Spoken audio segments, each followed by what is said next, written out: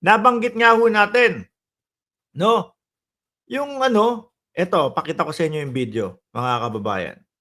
Pakita ko ho sa inyo yung video nung tipo bang parang re-raidin yung bahay nila o yung bahay ng dating Pangulong Duterte doon sa Davao. Oh, kakagulo. Pero wala naman daw, sabi ng kapulisan, wala, peke yun.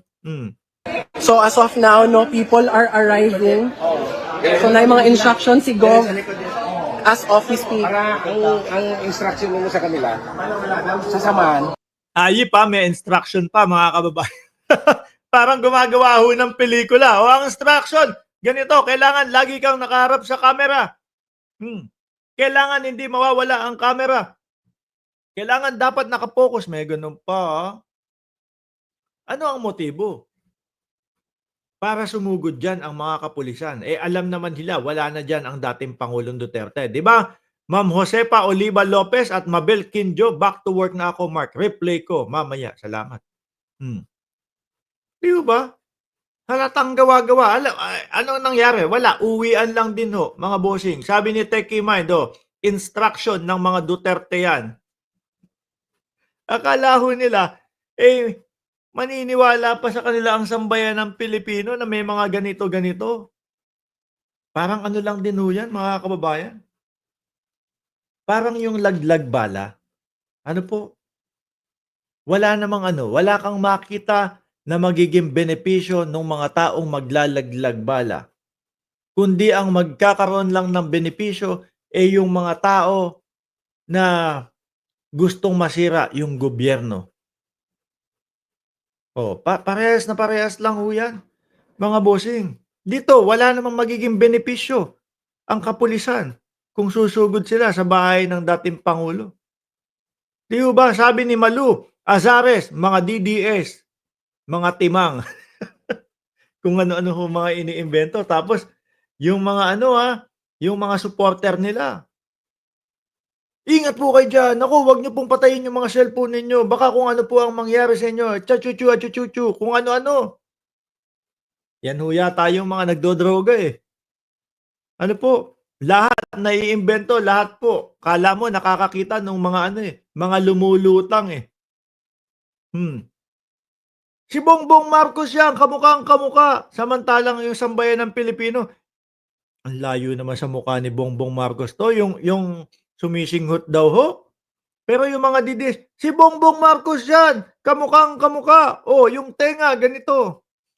Pagkatapos ng isang linggo, wala na. Hindi na nila pinag-usapan. Nahiya na silang pag-usapan ho. Mga praning, no?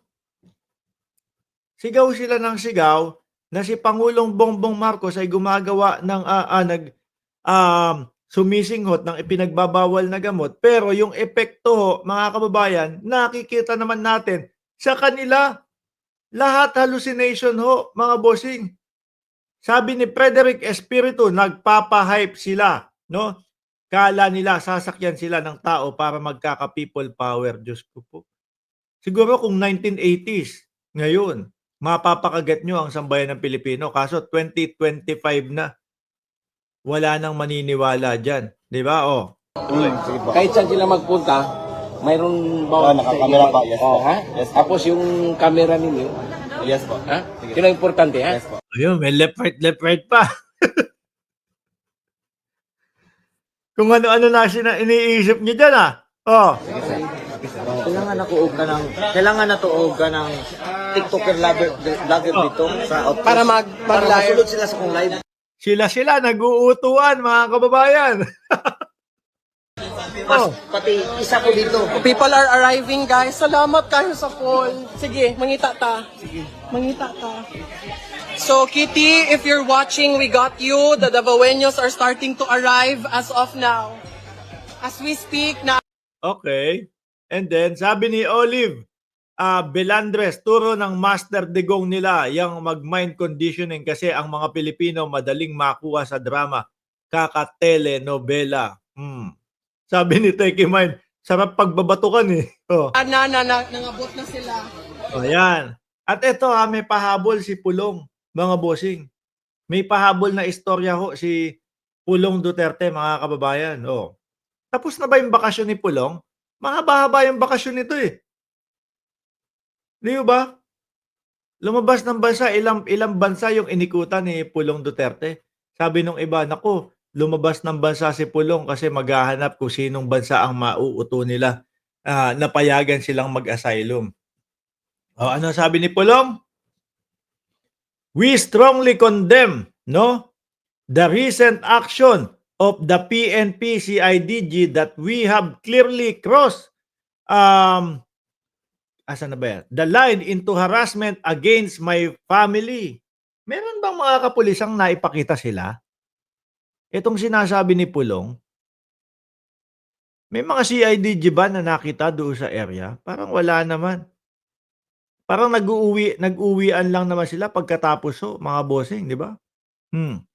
We strongly condemn the recent action of the PNP CIDG that have clearly crossed the line into harassment against my family. It is disheartening to see that those who are sworn to uphold the law are being blinded not by justice, by money. No? The real criminals in our society are being ignored. While some in the higher rank have seemingly sold their integrity. Let me be clear, we are documenting everything and listing down the name of those involved. Aba, nakakatakot talaga sila, no? Ano kaya, re-rest ba kanila kaya sinusulat nila yung mga pangalan? Oh, when the time comes, you will answer not to us but to the very force of justice you have turned your back on, no? You won't be facing people with money, but people who are ready to stand their ground. As of today, we have monitored the arrival of 30 CIDG operatives and 90 SAP o Special Action Force personnel from Luzon. Sabi ni Congressman 1st District, Davao City, Paulo Z. Duterte. Wala naman akong nakita. Malakas yata yung mga imagination nitong mga to. Ano? Hindi ko alam kung sino yung tinutukoy nila. Sabi nga, di ba? Kahit saan itutok yung cellphone. Kaliwa, kanan, itutok yung cellphone. Dahil importante. Kaso mukhang nag-uwian lang. Wala naman nung napala at walang naniwala. Sabi ni Joel Olerno, sino kayang magtatangkang mangharas sa kanila? Takot lang nung mga yun. Correct. Di ba?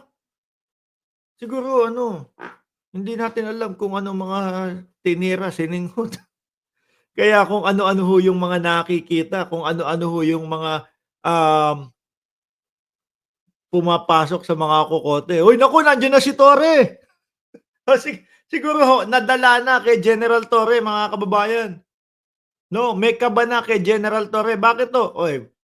Si Buloyski na best friend ni dating Pangulong Duterte. Sino sumibat? Sino ang humuli? Si General Torre. Kay dating Pangulong Duterte, sino ang umaresto? Si General Torre din. Kaya ho, mga kababayan, yung tipo bang kahit wala sa paningin nila o wala sa harap nila si General Torre, napapanaginipan na ho nila. Uy, si General Torre na naman! Lalo na po, yung ICC, mismong sabi ni Inday Sara Duterte, nandoon ang kanyang pangalan. Baka, yun yung kanilang tumatakbo sa isipan. Kaya po kahit saan, nakakakita na po sila ng muka ni General Torre. Mga bossing. Di ba?